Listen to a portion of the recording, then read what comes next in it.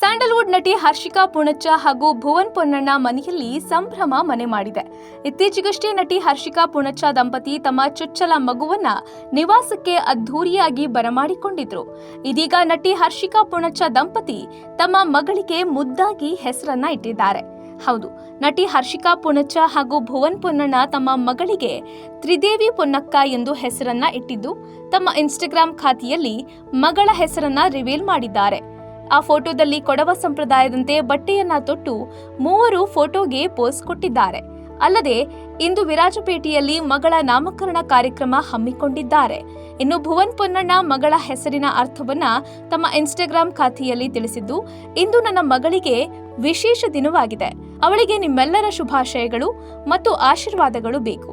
ಆದ್ರಿಂದ ಅವಳು ಮಾನವೀಯತೆ ಮತ್ತು ಜಗತ್ತಿಗೆ ಸೇವೆ ಸಲ್ಲಿಸುವ ಅತ್ಯುತ್ತಮ ಮಾನವಿಯಾಗುತ್ತಾಳೆ. ಈ ಹೆಸರನ್ನ ಯಾಕೆ ಆರಿಸಿಕೊಂಡೆವು ಎಂದು ನೀವು ನಮ್ಮನ್ನ ಕೇಳಿದ್ರೆ ವಿವರಣೆ ಇಲ್ಲಿದೆ. ಹಿಂದೂ ಧರ್ಮದಲ್ಲಿ ತ್ರಿದೇವಿ ಎಂಬುದು 3 ಪ್ರಮುಖ ದೇವತೆಗಳಾದ ಸರಸ್ವತಿ, ಲಕ್ಷ್ಮಿ ಮತ್ತು ಪಾರ್ವತಿಯನ್ನ ಸೂಚಿಸುತ್ತೆ. ಇನ್ನು ತ್ರಿದೇವಿಯಲ್ಲಿ ಯಾಕಂದ್ರೆ ಅವಳ ಜನ್ಮ ದಿನಾಂಕ ಮತ್ತು ಸಮಯದ ಪ್ರಕಾರ ತುಂಬಾ ಬಲವಾದ ಸಂಖ್ಯೆ 3 ಆಗಿದೆ.